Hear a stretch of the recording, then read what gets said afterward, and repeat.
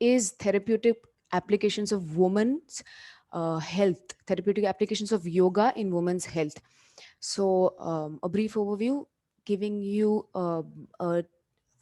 the physiological changes that a woman undergoes throughout her life from the very beginning to the end, and the scientific understanding why these physiological changes happen, and then understanding how you can use the therapeutic value of yoga to keep these changes under control and keep our body and mind in equilibrium through these changes. So I'm just going to be, yeah, so that's going to be the first part. And then the second part, majority, is going to be a proper practical session of yoga, which I hope you're all prepared for. So I'm just going to be sharing my screen, starting the presentation.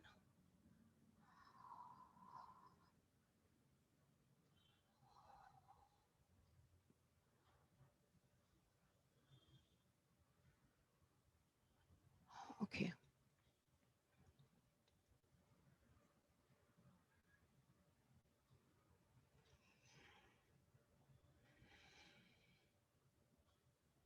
Just give me a second.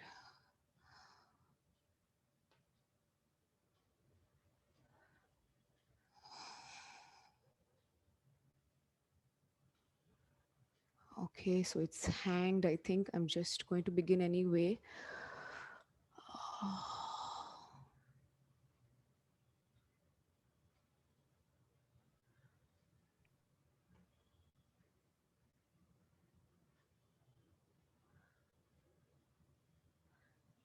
Okay, so yes, this is not the exact way I want you to see it, but like I think most of you can see the slides. She begins, as we all know, a woman's life begins from the childhood and adolescent stage, which happens from the ages of 0 to around 21. So in this stage, basically the pre-puberty, puberty stage, there is a lot of hormones being released, like estrogen, progesterone. So there are a lot of changes. You see acne coming, the shape and size of the body is changing, the emotions are running high. A woman is seeking new relationships, she's seeking independence, and a lot of problems associated during this stage are to do with menstruation, like dysmenorrhea, amenorrhea, menorrhagia, basically scanty blood flow or too much blood flow, or painful cramping periods. That's something that most women do experience. And then she transitions to the life as a young adult, which is around from the age of 22 to around 42, where she is just beginning to start a family. She is chasing her career. Many of us are trying to balance our careers and our families. So the main problems that we notice during this age period are like fatigue, PCOS, which is polycystic ovarian syndrome. Mood swings is something that we notice a lot during this particular age. The characteristics and the diseases that I'm mentioning for each age aren't like particularly just restricted to that age, but like are usually generally observed in that time period. And then we move on to the menopausal age. This is the time when your estrogen and progesterone levels have really dipped, because of which there are a lot of diseases, degenerative diseases, like we see there is uh, there's hot flashes that happen. So at this time, basically, like we see a lot of patients who come for yoga and yoga therapy in this particular time. They are turning inwards. They've given a lot to their families. They've sacrificed for their husbands, their children, their in-laws, their parents, and now they're actually turning inwards and looking towards self-healing, self-care. So we see a lot of patients during in this particular time period. And then 62 onwards is the golden years, the wisdom of her life, the rich wisdom experience of her life. She's passing on to the next generation. We see bone related diseases during this time, since the D3 has reduced. The lifestyle is sedentary. There are fractures that happen. So that is what is happening in the fourth and the last period of life. Can you all see the uh, slides changing? Can you see the next slide? Yes, Mataji. Okay. Yes, Yes. Mataji, Okay. we can see it. Okay, so why do all of these changes happen? Now, why do these physiological changes happen? That is basically because of an altered hormonal homeostasis. Homeostasis is basically the ability of the body to come to equilibrium, maintain its natural balance because of these hormones that are being released during menstruation, during pregnancy, during menopause, and later. Uh, the homeostasis, natural balance of the body, is slightly fluctuating, which is why all of these physiological and at the same time accompanying mental emotional changes happen.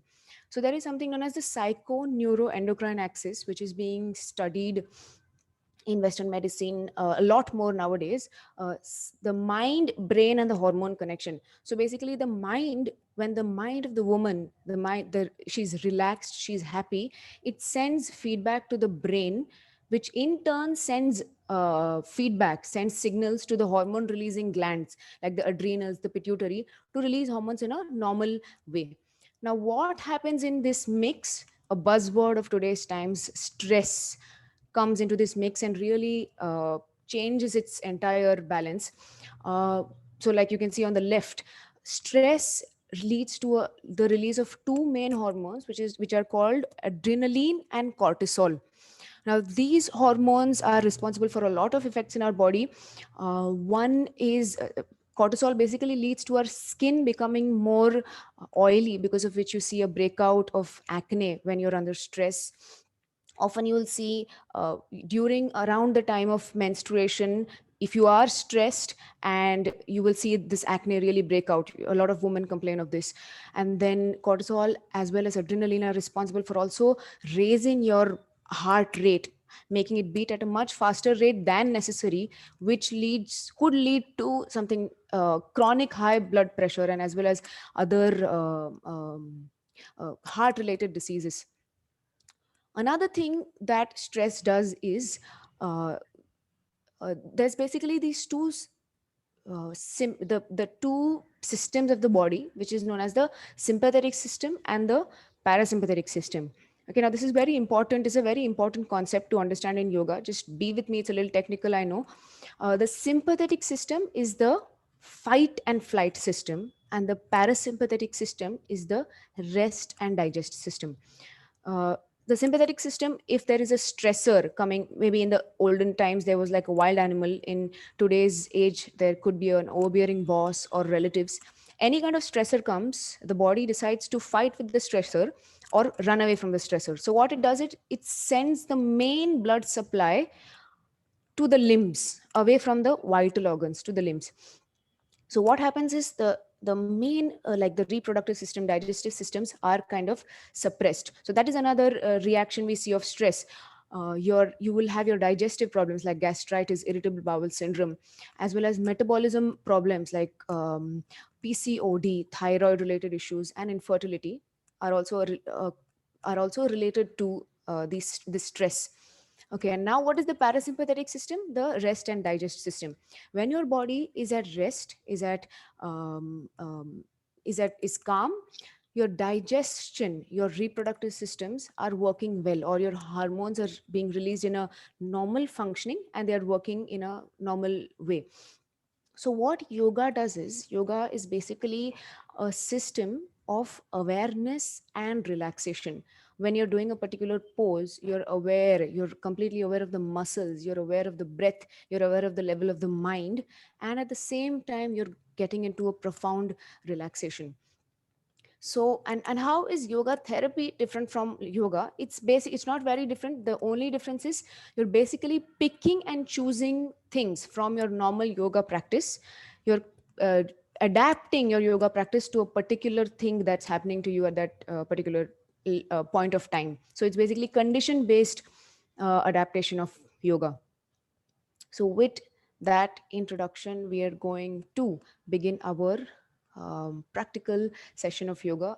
I've just put up these asanas. We're going to go through them one by one. If you can switch on your videos, I'll be able to see, and so that I know that you're able to follow what we are doing. Okay, a few things to note before we begin. Just make sure you're doing all of this. So this is like a safe, effective yoga practice that we've created. Most newcomers can do this, but just be aware of one thing, that don't strain beyond your capacity. So what is the marker of straining beyond your capacity? There are two markers. One is the breath. Make sure your breath is not too fast. That's one thing. Make sure your breath is normal. And the second thing is pain threshold. Make sure you're in a level of comfortable discomfort, it's called. You're not at the level of pain where your face is wincing. So these two thresholds, just make sure your breath shouldn't go too fast and you shouldn't be in too much pain. I'm going to be demonstrating and then we'll be doing it together. Make sure you're breathing normally at all times. You're not holding your breath at any point of while doing your asanas.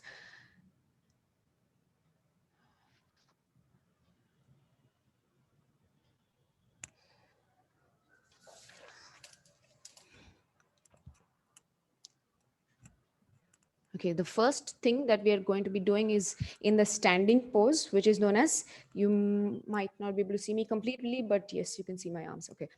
Tiryak Tadasana. Before we begin, a little bit of a fundamental understanding of what we're doing. We're going to be doing two things. One is massaging the internal organs to be able to create a better functioning of the internal organs. So, for example, you may have heard of CPR, cardiopulmonary resuscitation.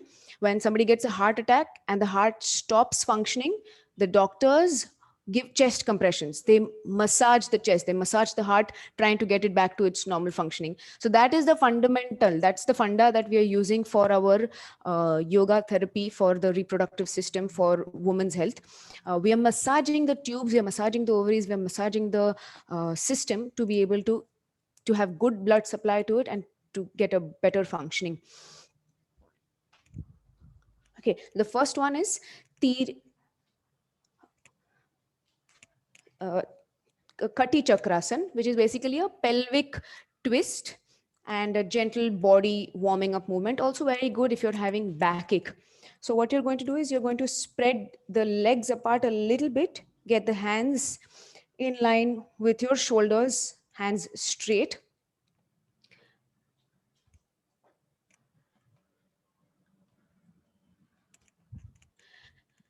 And you're just going to turn to one side, twist the hip, twist the spine to one side, come to the center and turn to the other side, coming to the center. So what you're going to do is take each palm towards the opposite shoulder, coming to the center and going to the side. Remember to keep breathing normally. Let's do a little bit of breath. Inhaling, coming to the center.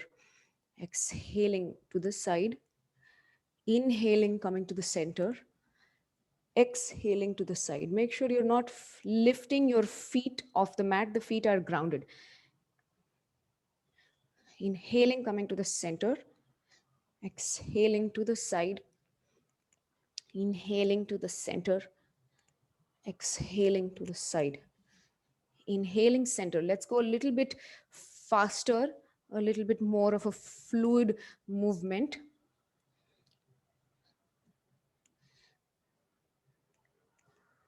And coming to the center, get your hands down.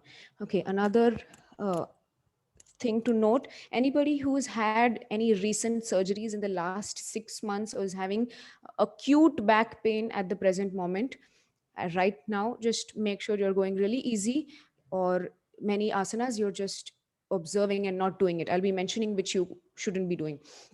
Okay, that was your Kati Chakrasan. The next asan could we're giving a side bend in this and giving a slight compression to the abdominal organs. You're going to interlock your fingers, turn the fingers out, stretch the hands up, and you're going to bend to one side. For those who feel you're losing your balance, you can even take the support of the wall. That helps to keep your spine really straight. Go to the side, come to the center, go to the other side. coming to the center, going to the left, coming to the center, going to the right. Remember, don't strain too much.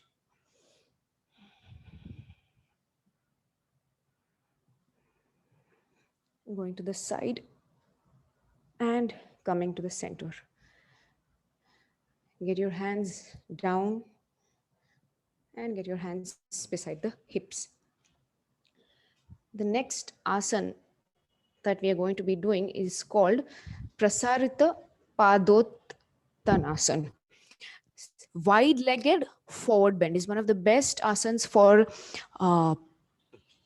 so what happens is after childbirth, the lower muscles, the pelvic floor muscles get really loose, and there's a lot of problems associated with like urinary incontinence. So this asana helps to really strengthen the pelvic muscles. In this asana, when we are doing it, we're also going to do a little bit of contraction and release of the pelvic floor muscles. So just observe first. Those with backache, please avoid doing this. You're going to spread your feet apart. You're going to get your hands on your hips, and keeping the spine straight, you're going to begin to bend forward. And now once you've reached this point, just get your hands down if they reach the floor, and just hold this posture. For those who can, you can also get your forehead all the way down. For most of y'all, you can keep your head looking forward. Okay, now here, what we're going to do is we're going to gently contract and release the lower pelvic muscles. Just contract and release. Contract the muscles and release. Lift the pelvic floor muscles and release. Lift, release. Lift, release. Lift, release. Okay, now you're going to get your hands at the hips and gently come up to the standing posture. And you're going to get your heels inwards, toes, heels and toes, heels and toes, and come to stand. This was your Prasarita Padottanasana for urinary incontinence, pelvic floor strength. The next asana you might have heard, you might have done. It is known as Malasan or Malasan. What you're doing is you're going to sit in a squatting pose, spread the legs apart, slightly point the feet outward, and you're going to bend both the knees. Those with weak knees, painful knees, please sit this one out. And you're going to just join your palms in front of your chest, keep the spine straight, and just spread your knees apart a little bit.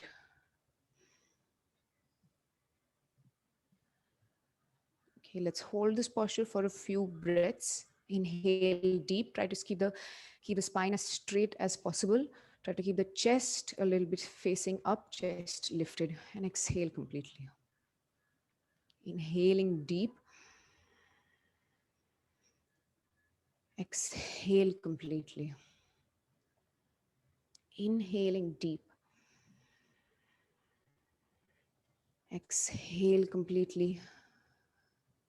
Notice the pelvic floor muscles really relaxing in this pose. Inhaling deep. Exhale completely. Okay, and gently release. Get the legs forward and just shake your legs out a little bit.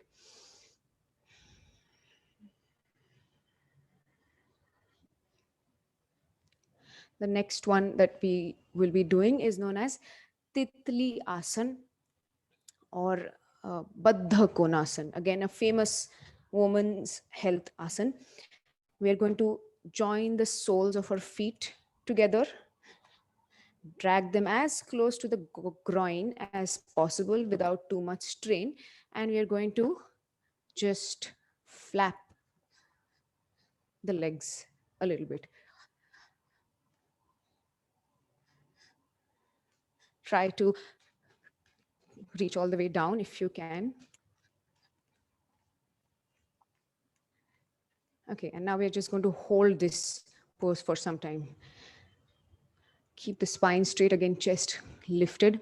Now, what is happening here is the hip adductor muscles, the point where you're actually feeling the strain, the point where you're actually feeling the pull, the hip adductor muscles are getting strong here. Close your eyes and take a few deep breaths. Inhale deep and exhale completely. Try to really expand the chest as you're inhaling and completely contract the chest as you're exhaling. Inhaling deep.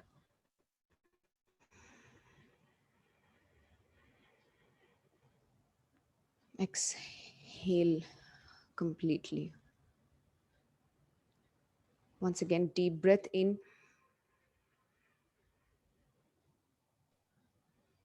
and exhale completely. This room, they will not even come out. अरे dad डेंटल्स का dental treatment estimate कब से हम लोग का चल रहा है Okay.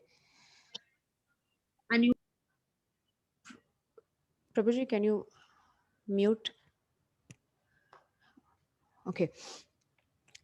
That was your Titli Asan or Baddha Konasan. Moving on to Gomukhasan. Now, Gomukhasan is a balancing asan. What is the meaning of a balancing asan? You have to do it on both the sides of the body. You'll notice that one side in balancing asanas, one side of the body is slightly more easier to do than the other side. It is said that that is because the area of the brain that is more active, that side you'll find it usually easier. So what we do to help balance the body as well as the brain and the mind is do the discomfortable side, the side where you're not so comfortable, a little longer. Hold that side a little longer. Okay, so what you're going to do is you're going to bend one knee and then bend the other leg and try to stack the knees on top of each other. Yes, I can see a lot of knees well stacked. Okay. For those who can't, wherever you are, just remain holding it where you are without straining too much. Okay, and now from this position, we are going to do a little bit of chest opening movement. We are going to, so the leg that is on the top, you're going to bend the other arm and try to get it as high up your back as you can. Lift the other arm and try to hold the fingers. Now, if you can't hold very well, what you're going to do is use a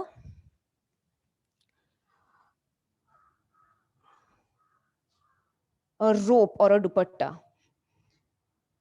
You're just going to hold and try to create a nice chest opening here and just breathe here.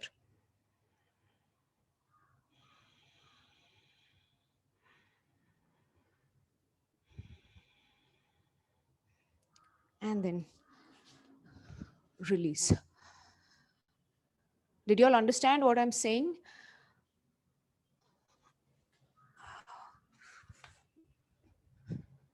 Okay. Okay, let's go to the other side. So now exchange the legs, interchange the legs. The leg that was low comes in the top. Just bend the other elbow, push the palm up the chest as much as possible, raise the other arm up and try to hold the fingers or your rope or dupatta. Here the chest is nice and open, so you're just taking a deep thoracic breaths here. Inhale deep and exhale completely. Inhaling deep, exhaling completely. Try to keep the spine straight, try to keep the neck straight. If you notice, you're also getting a pelvic massage here. Not so much an abdominal massage, but there's a good pelvic massage. Exhale completely. And then gently release your palms. Just shake out the shoulders a little bit if there's any strain, and get the legs out. Okay. The next few asanas, I'm going a little bit quickly through those asanas because I want to do as much as possible within the limited time that I have. But when you're doing your practice, try to hold each of these asanas for at least 5 to 10 breaths, beginning with 5 to 10 breaths and then eventually going for 30 seconds, a minute or so, eventually building up. The next one that we are going to be doing is Vajrasan. Vajrasan, the thunderbolt pose, one of the best asanas for the digestive system. So you're going to spread the heels out and sit in the little C created by the open heels. Now, if it's uncomfortable, what you can do is roll the mat up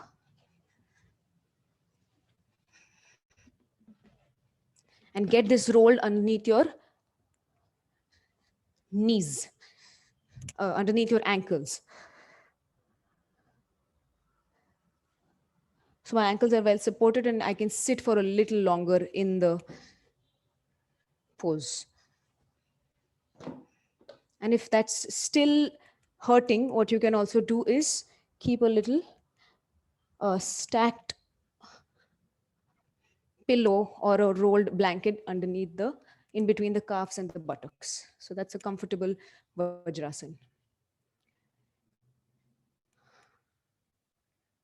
From Vajrasan, going forward into Mandukasan. For Mandukasan, we're going to use something known as the Adi Mudra. So you're going to close a fist with your thumbs inside. You're going to place it on either side of the abdomen underneath the navel. And you're very slowly beginning to bend forward. Make sure you're not giving too much of a compression, just as much as is comfortable. For those who can reach their head on the mat, you can go ahead. For those who are a little bit, those who can't, just be where you're comfortable. And take a few deep breaths here. Now, what is happening in your Mandukasana is you're massaging the principle of massage. You're massaging the ovaries, the tubes, all of the internal organs, which is improving their efficiency.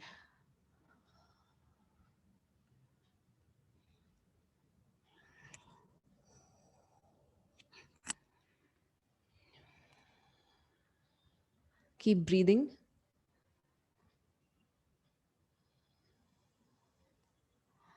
And then on your next inhalation, you can come up to the seated posture once again. This is also used in therapy for diabetes because of the pressure that you're giving your abdominal organs. So Vajrasan, Mandukasan, and going forward into Shashakasan or Shashankasan, a very relaxatory pose. It gives a profound relaxation to your limbic system, which basically means your mind becomes really calm when you go into Shashakasan. So you're remaining in your Vajrasan and you're just going to spread your hands forward, stretch the spine forward, and keep your forehead on the mat. If your forehead doesn't reach the mat, just make a fist, one fist, two fists, as much as you need to just let the forehead relax. And let's hold this posture for some time, taking your deep breaths.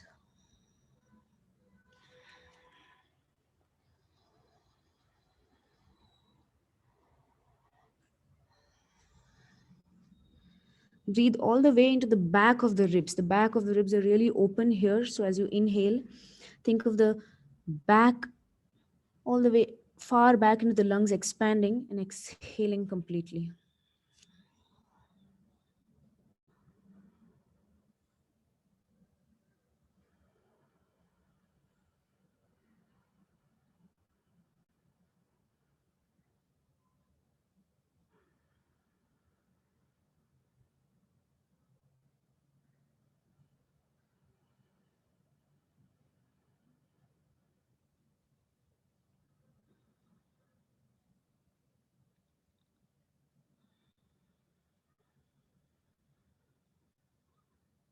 Feel the quieting down of the mind as you take your deep breaths here.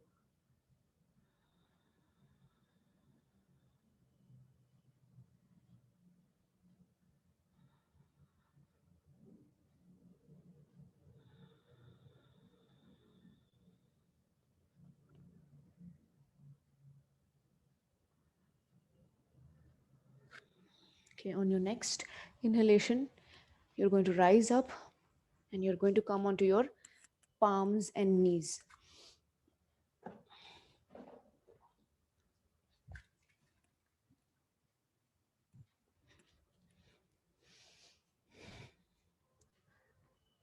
This asana is known as Marjarasana, the cat and cow pose, especially beneficial for hot flashes during menopause. So, hot flashes during menopause, according to Ayurveda, hot flashes are usually like a pitta disorder. So, pitta disorder asanas are ones that are centering around the belly. So, your Ushtrasan, your Setubandhasan, and the Marjarasana that we are just going to be doing. So you're going to just dip the pelvis down. You're going to dip the spine down and raise the neck up. And then you're going to lift the spine up and take the neck down. Make sure you're not moving your shoulders, you're not moving your elbows, you're only moving the pelvis and the spine. The pelvis goes down, the neck lifts up, the chin lifts up, the spine rises up, the spine is hunched, and the neck goes down. Let's try to breathe. So, inhaling, you want to arch the spine, and exhaling, you want to hunch the spine. Make sure you're doing this very slowly. Inhaling, arch the spine. Exhaling, hunch the spine. Inhaling, arch the spine. Exhaling, hunch the spine. One of the very good asanas also for any kind of back pain. Let's do it 3 more times. Inhaling, arch. Exhaling, hunch. Inhaling, arch. Exhaling, hunch. Inhaling, arch. Exhaling, hunch. And relax.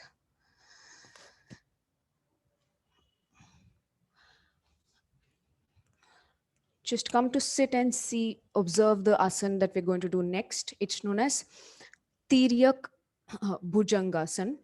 We're going to be in the cobra pose and give a slight massage to each side of the abdomen. So you're lying down in your prone position. Your palms, your forehead is on the mat. Your palms are near your forehead, in line with your forehead. The feet are a little bit spread apart, and the toes are pointed out. From this position, you're going to rise up and you're going to try to look at your left toe, coming to the center, looking at your right toe.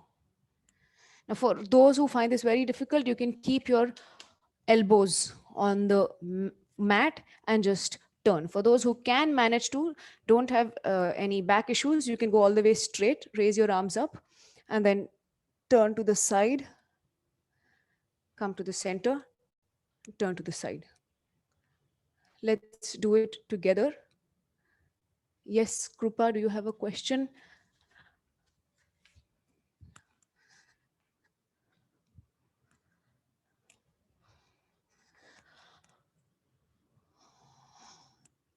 Okay, let's do it together. Everybody on the left, inhaling, coming to the center. Try not to do this during your periods, not this one on the period. Exhaling on the other side. Inhaling to the center, exhaling twisting to one side, inhaling to the center, exhaling, twisting on the other side. Inhaling, coming to the center, exhaling, twist, inhaling, coming to the center, exhaling, twist. And lie down on your abdomen in what is known as Makarasana. Get your hands, your palms on top of each other, spread the legs apart, turn the heels inwards, place your cheek or head, side of the head on the palms. Just close your eyes. This is a relaxatory pose. You're just breathing deep here, all the way into your spine, relaxing the spine.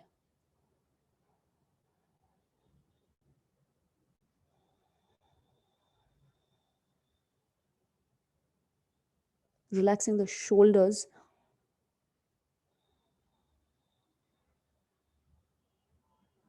Feeling the gentle pressure on your abdomen as you inhale and exhale. Let the breath be very slow. Let the exhalations be longer than the inhalations.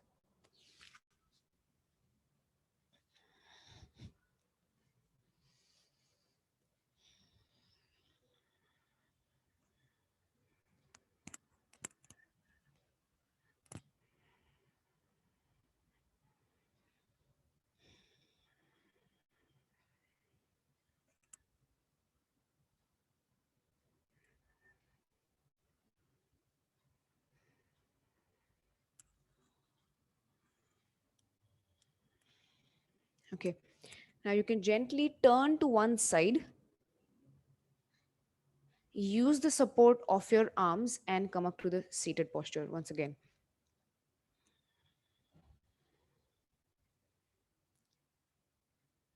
Okay. We are doing one final restorative pose in the asana series, and then we'll go to a few pranayams. This asana is known as Supta Baddha Konasana. We are going to use our pillows, lie down on the pillows, towel, lie down on the pillows, and get our legs, the soles of our feet together. So just observe first and then.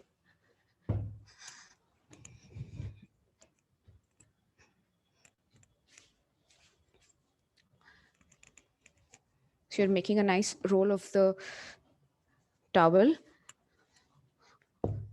or blanket, placing it under your head. You're going to keep your legs straight. Pull the pillows as close to the spine as you can and very gently lie down and just adjust the roll to come underneath the neck. Now here we are going to do what is known as Apana Mudra. Apana Mudra, the middle two fingers and the thumb joined together.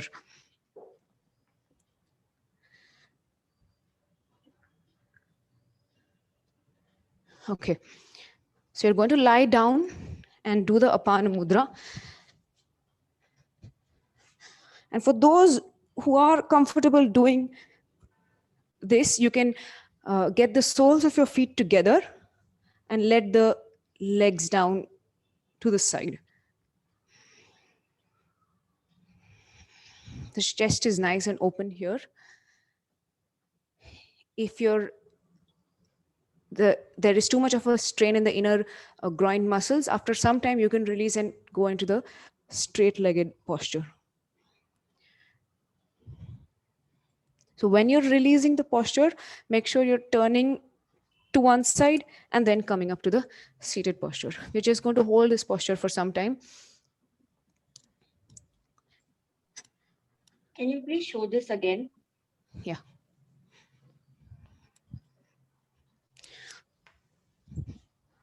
So I have my two pillows on top of each other, the rolled blanket here. I'm going to sit straight with my legs forward, pull the pillows in towards my spine, and just lie back. Apana Mudra. Rolled towel has to be above the pillows. Has to be above the pillows, yes.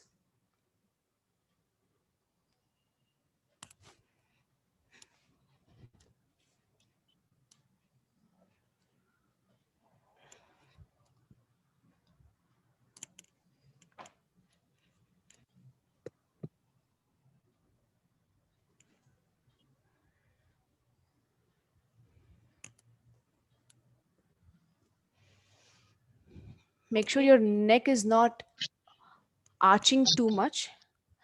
The chin is slightly towards the chest as you're lying back.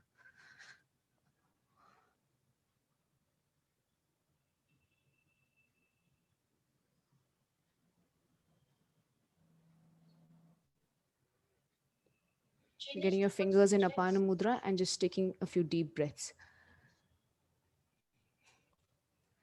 Let's do a little bit of diaphragmatic breathing here.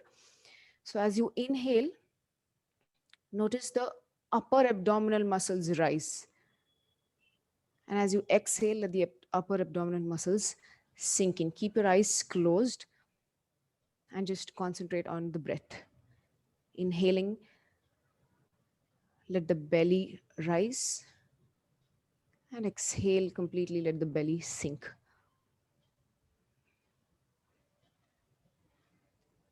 Inhale all the way down to the pelvis floor, sending your breath all the way down to the pelvis floor. Exhaling, letting the belly fall gently. Make sure you're not straining to fill the belly. It's a natural rise and fall.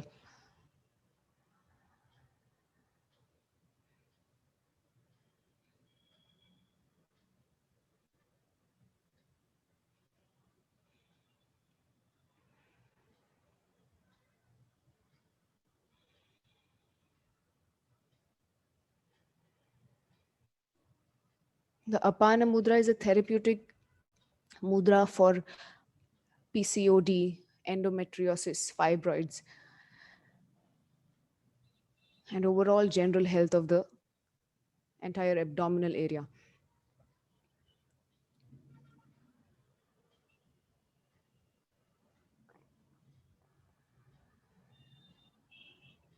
Let's try to do breath with a few counts, inhaling to the count of 3, trying to exhale to the count of 5. Inhale 1, 2, 3. Exhale 1, 2, 3, 4, 5. Inhale 1, 2, 3. Exhale 1, 2, 3, 4, 5. Inhale 1, 2, 3. Exhale 1, 2, 3, 4, 5. Inhale 1, 2, 3. Exhale 1, 2, 3, 4, 5.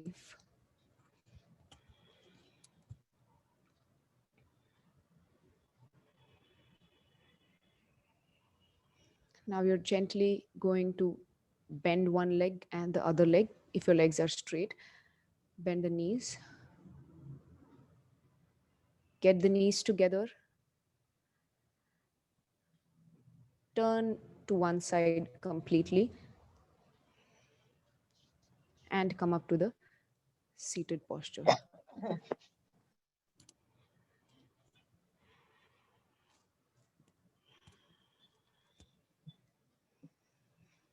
So that was our asana sequence.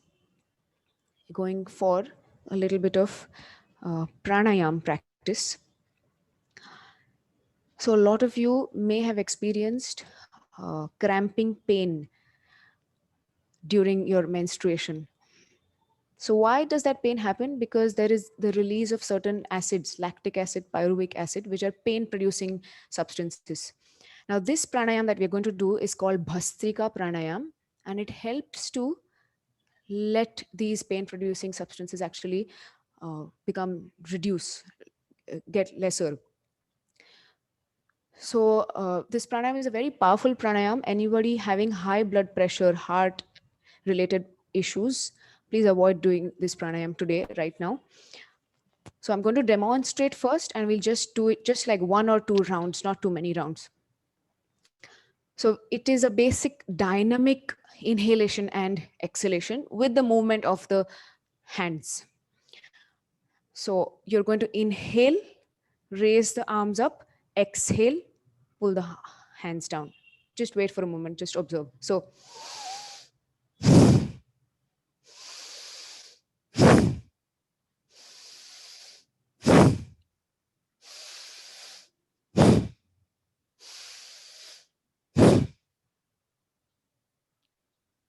let's do it together. Just 5 of these.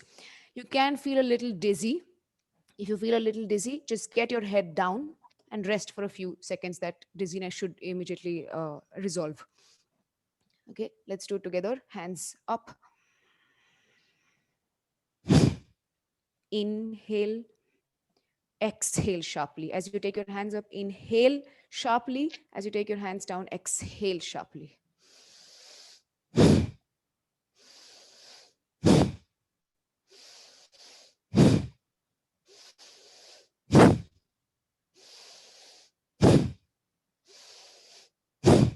And relax. Let's take a few normal breaths. Inhale deep. Exhale completely.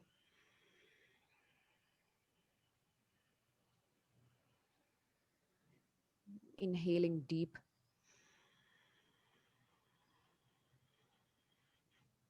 Exhaling completely.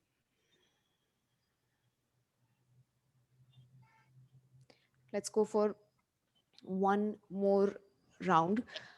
Make sure when you're doing this in your own practice, personal practice, you're not doing more than 10 at one point of time. You can eventually increase, but make sure you're doing it under guidance, not on your own, because this is a very powerful pranayam. If done wrongly, could lead to adverse effects. Let's do it once more.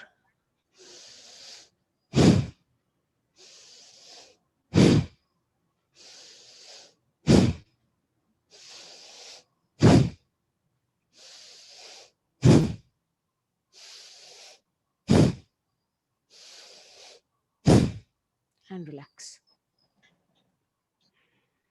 Close your eyes and just normalize the breath. Inhale deep. Exhale completely. Inhaling deep.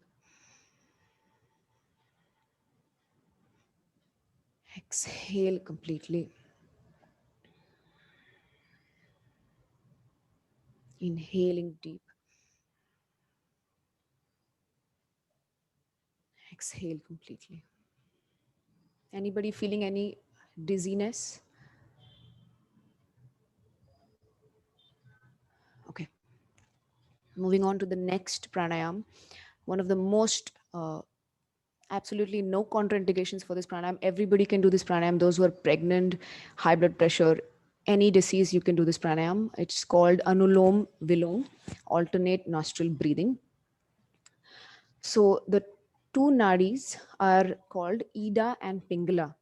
The left nostril is associated with the cooling, calming nadi known as the Ida, and the right nostril is associated with the dynamic, heating nadi called the Pingala. Both these nadis govern the two opposite halves of the brain. So we're trying to balance the hemispheres of the brain, balance the sympathetic parasympathetic system, achieve homeostasis through doing this Anulom Vilom. What we're going to do is use a Pranav Mudra for this. Pranav Mudra is the index and the middle finger is bent. You're using the thumb to close the right nostril and the other two fingers to close the left nostril. People finding difficulty bending their fingers, you can also keep the middle two fingers on your forehead and use the thumb for the right nostril, other two fingers for the left. So what we're going to do is we're going to inhale deep. Always begin from the left nostril. Inhale from the left, exhale from the right. Inhale from the right, exhale from the left. So let's do this. Take a deep inhale from the left nostril without making a sound, as gently as possible, as smoothly as possible. Close the left nostril. Exhale from the right nostril. Inhale from the right nostril. Close the right. Exhale from the left.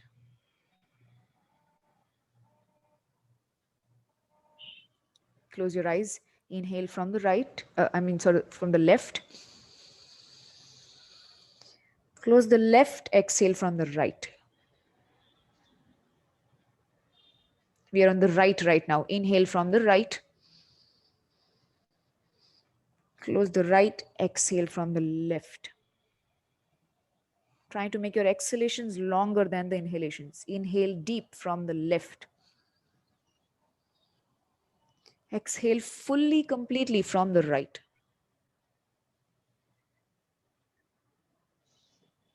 Inhale deep from the right. Exhale fully, completely from the left. The other hand can be in Jnana Mudra, which is your index and thumb finger touching. Inhale from the left. Keep the spine straight, keep the neck straight. Exhale from the right.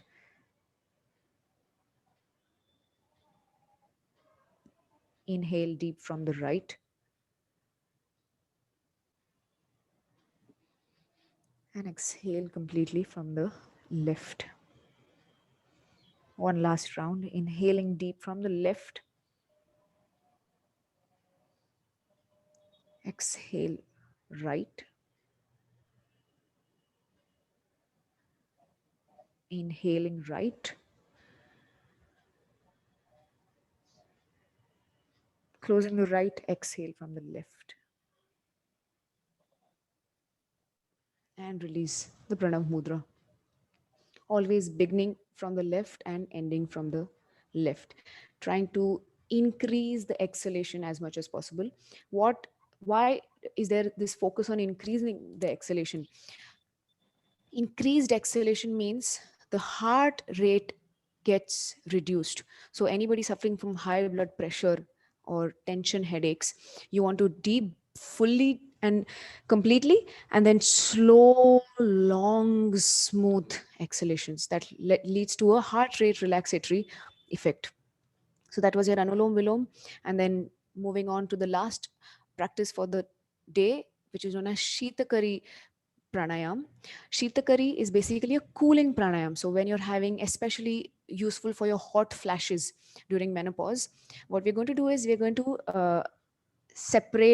place our teeth on top of each other. We're going to open our mouth, inhale from the mouth, and we are going to exhale from the nose. Just observe. So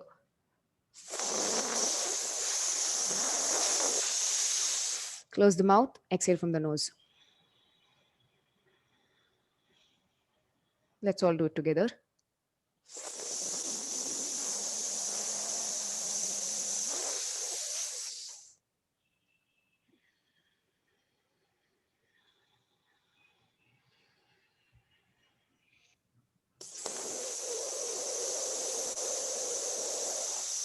There's this sound that you're making as you're inhaling from the teeth.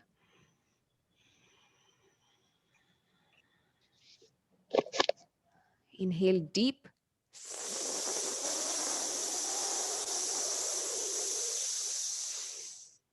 Close the eyes.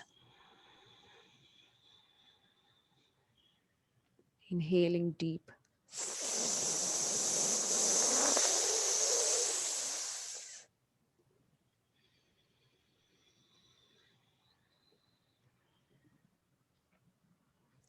Three deep inhales, inhaling deep.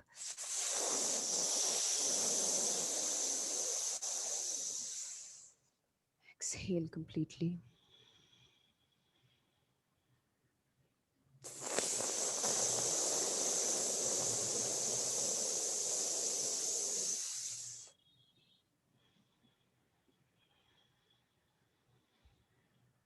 One last deep breath together.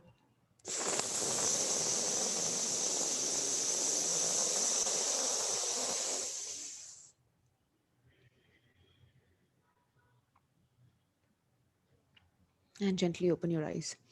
A few contraindications for this pranayam: when you're having any tooth ache or a severe cold, avoid doing this pranayam. Otherwise, any kind of anxiety, any hot flashes, it's a very good pranayam to calm your body as well as the mental state down.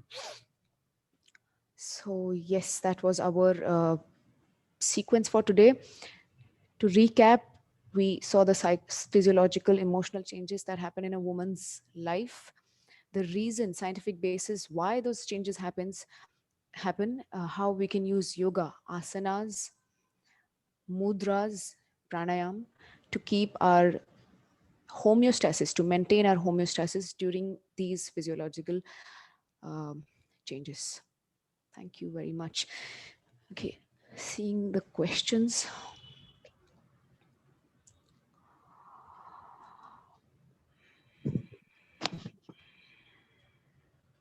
Sheetakari, I just explained Sheetakari.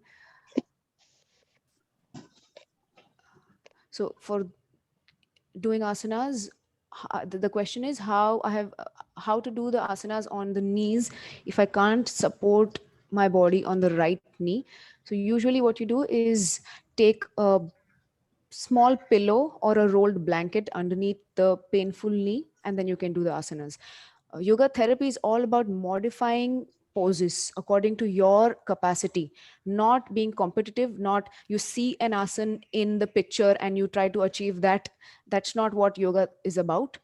You're being and listening to your own body. So use props, modify asanas according to your capacities.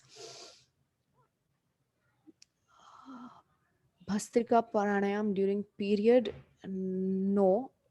You want to do this before the period, the days before you get your period, so that you are able to reduce the symptoms of mood swings, reduce the cramping during period.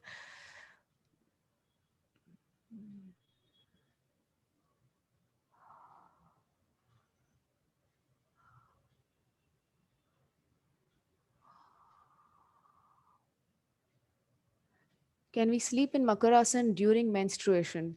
If you're not having intense, so again, about menstruation, there are a lot of opinions about whether you should do yoga, you shouldn't do yoga.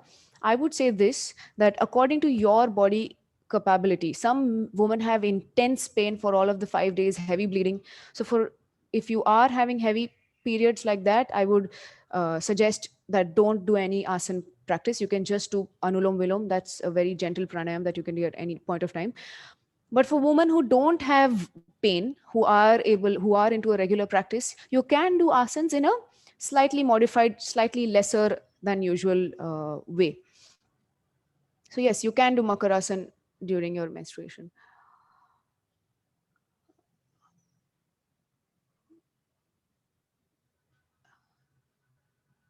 Okay. What asanas and pranayam are good for keeping uterus healthy and can avoid having cysts or fibroids? This sequence that I mentioned today, a little bit of massage, the principle of massage of the abdomen, massage of the pelvic region, strengthening of the pelvic region are the ones that you can do to keep the uterus healthy, and your and the mudras that we mentioned, the apana mudra, the prana mudra, and there are a lot of other mudras also.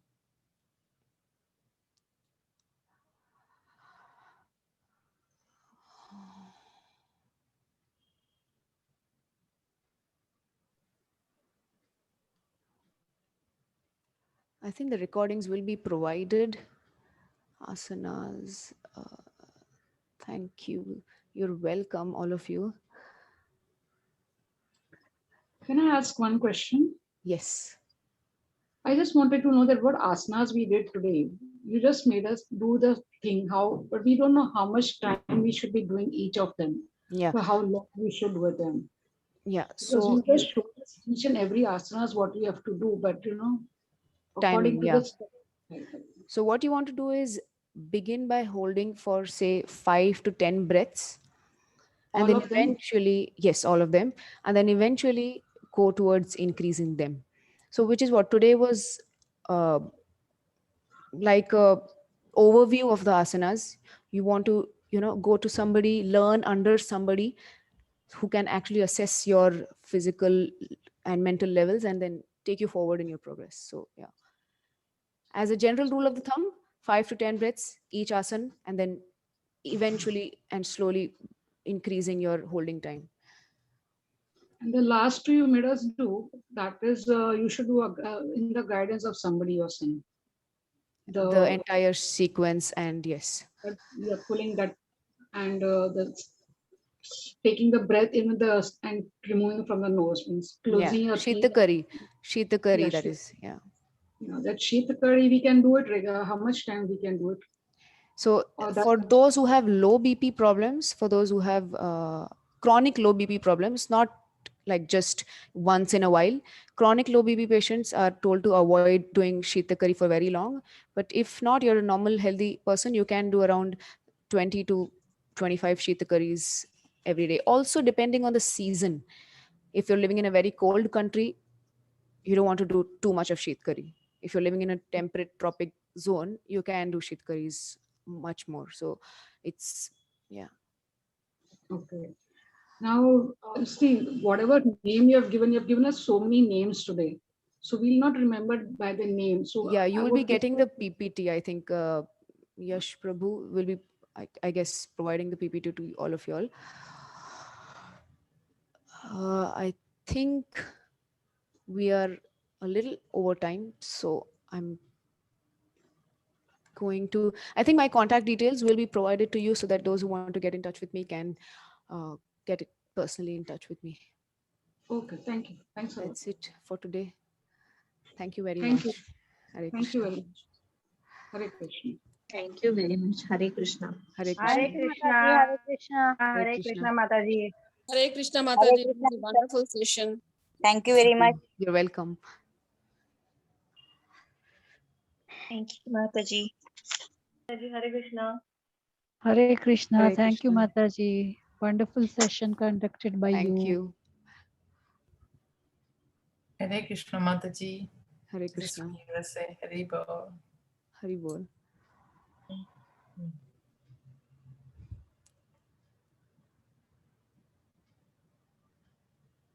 Prabhu, can you end the meeting now? Yes, Mataji.